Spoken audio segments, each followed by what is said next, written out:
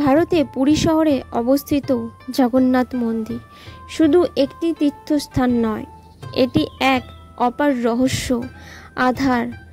আজ জানবো এমন 8টি রহস্য যা আজও বিজ্ঞান বুঝেই উঠতে পারেনি।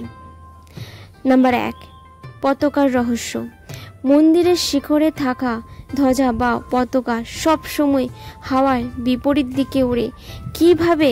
এটা আজও এক অলৌকিক বিষয়। নাম্বার 2, সমুদ্র শব্দ বন্ধ হয়ে যায়। যখন আপনারা মন্দিরে প্রবেশ করবেন, আশেপাশে এই বঙ্গোপসাগরে বিশাল গর্জন আর শুনতে পাওয়া যাবে না। আপনারা যখন বাইরে থাকবেন তখন আপনারা মন্দিরে বাইরের যে পরিবেশটা, যে ঢেউয়ের শব্দ, যা আওয়াজ, সেটা যদি আপনারা মন্দিরে ভেতরে প্রবেশ করেন তখন সেই আওয়াজ এক ফোঁটাও শোনা যাবে না। এই নাম্বার 3, কোনো পাখি বা বিমান ওড়ে না। মানে মন্দিরের ওপরে কোনো পাখি বা বিমান আজ পর্যন্ত উড়তে দেখা যায়নি।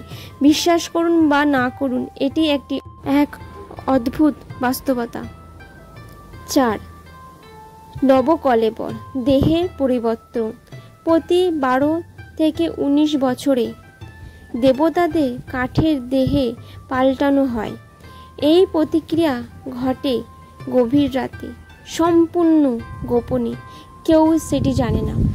যখন সমস্ত কিছু পাল্টানো হয় তখন এই পুরী জগন্নাথ মন্দিরে সব লাইট বন্ধ করে দেওয়া হয়। নাম্বার 5, হাঁড়ির রহস্য।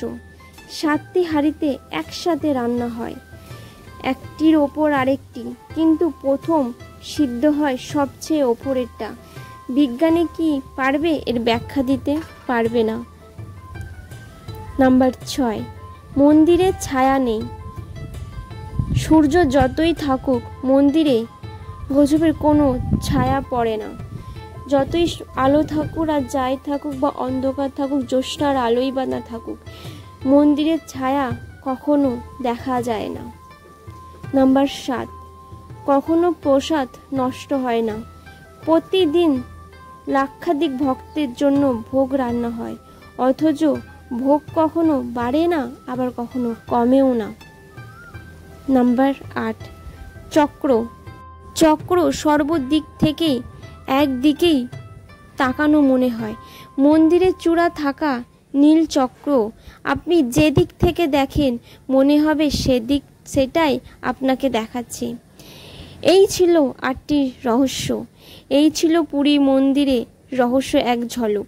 এরকম আরও রহস্য জানতে হলে আমার চ্যানেলটিকে সাবস্ক্রাইব করুন আর ভিডিওটি শেয়ার করতে ভুলবেন না। হরে কৃষ্ণ, রাধে রাধে, জয় জগন্নাথ।